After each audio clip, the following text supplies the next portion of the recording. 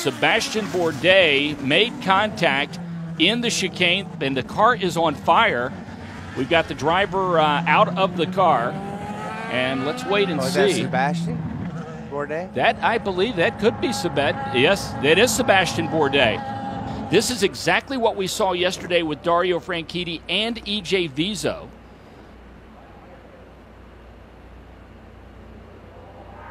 For one car, certainly not for two. So now it's a question of whether or not you hybrid the two cars together. He hits pit road with about a 7.5 second gap. It's Sticker Rest on the right rear and a crash on the track.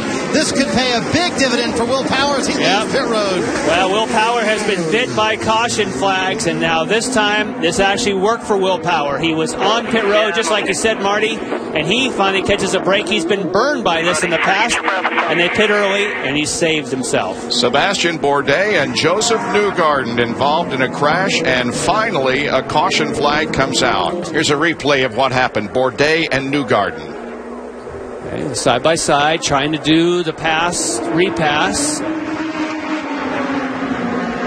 Okay, they're clean there. Oh my! Oh! Ooh, ouch! Big hit. Wow! Sebastien Bourdais it drifted wide. Cold tires. And an innocent victim right there. It won't turn. And it just, now he's got dirt on the tires, and there's not a thing that Joseph Newgarden can do. Wow. Well, thankfully, they had nice row of tires there. Yeah, the corner before, Bourdais went way, way wide up on that little iron. On the last pit stop, they pulled out a radiator screen, and they thought everything was fine. Whoa! Obviously, and a crash on the track. Bourdais, our race leader, fighting it out with Will Power and Charlie Kimball. Sebastien Bourdais as he steps from the car. This is from Charlie Kimball. There's Bourdais on the left, on the far left. Oh! That was weird. That looked like a failure on the right rear. Very strange. Did he contact Will Power? Something broke. It just went too. It's just you would never give that kind of steering input on a straightaway. I'm looking at the right rear, perhaps left front. Yellow. And it came just in time for Ryan Hunter-Ray. Two cars in the wall in turn 4. Up high. That's Sebastien Bourdais. Damage to the left front for Bourdais as he slides down to the apron. He's down low, and it just gets away. It's hard to tell whether they had contact and just, touched each other in the corner. It almost looked like Wilson got squeezed down below the white line and lost it. If we can go back to the previous replay, and we can see Wilson really low inside of Bourdais. And we've got another angle here, but that's later in the incident. I think the first angle probably is the most illustrative. That was from on board with Tony Kanaan. You saw the two up ahead of him, but so that wasn't going to work for him. But Munoz certainly making an advantage, and there's another incident. Bourdais into the wall. The master of Milwaukee over and out in Pocono. Wow. What happened there? The guy who put on an absolute clinic in Wisconsin comes to a pretty severe crunch here. Turn 1, but let's have a look here. The view from Charlie Kimball. He just went in a little too hot and got into gray, and that was it. Unless the throttle hung open a little bit and he had to go into the gray. That's the question mark. Yeah. That's it exactly, isn't it, PT? Did the driver keep his foot down too much, or did the engine simply do it on its own accord? At which point do you stop fighting it, or you...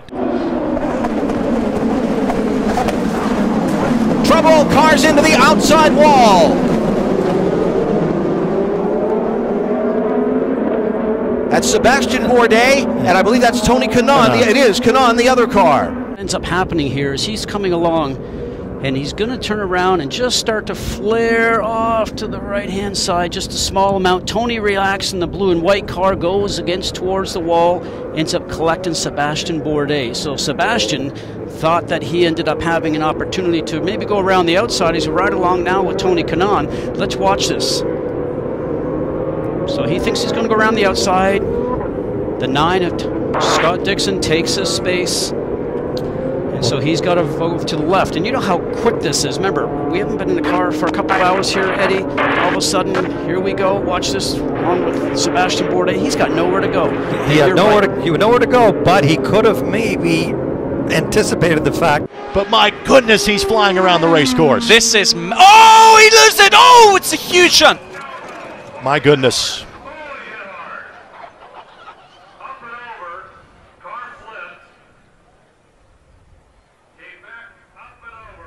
Sebastien Bourdais, as the car comes to a stop, and the fact that his hands immediately go to his visor, a wonderful sign. And then some here at the Indianapolis Motor Speedway.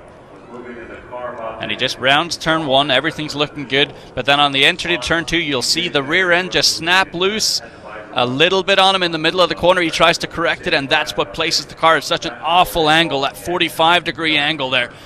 Oh. And so often you see the impact in that corner be more of a side impact. I can recall in many, many years. And for Sebastien, we had the pace, but it really just hasn't been meant to be. Red flag is out. Mark Janes, back to you, buddy. We've got a car that is buried deep into the tire barrier, and we're getting a look at it right now. Oh, boy, that is... Ooh, and that's a big impact for Sebastien Bourdais. Just loses the rear end going across that kink, I believe. Pagenaud now needs to save fuel. He can't let Rossi go. Oh, we got a crash. And that is what Pagenaud needed when he was in the lead. Sebastien Bourdais is in it. Sebastien Bourdais, Felix Rosenquist, Zach Veach, Charlie Kimball. This is huge. Pagenaud needed that to happen about 5 seconds beforehand. 220 miles an hour. And look at Bourdais, tries to catch the slide, but it's too late. Car's gone, and at this point, Graham's up in the dirt and can't see anything in the tire smoke. And then the guys in the back in that tire smoke, you can't see. Look at all these guys. They're all hard. That was Rosenquist just flat lost it. Yeah, hard on the brakes. You can't see, and you're on the brakes, and the rear end comes out from you. Those guys are just trying to lock it down and trying not to hit anything. Look at Hunter Ray trying to, just avoid Kimball. Speaking of Ryan Hunter-Ray, I bet you we've got an onboard of that. Here's a different angle. Oh, look at Bourdais' car climb. Beaches into the wall. Andretti gets through. Dixon gets through. Kimball doesn't. Rosenquist doesn't. Harvey does. On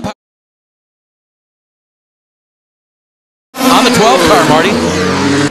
We're going to caution Sebastien Bourdais in the Rocket Chevrolet is out for AJ Foyt Racing. And I'll tell you what, that is no good for these guys that have pitted under green. And Scott Dixon stays out.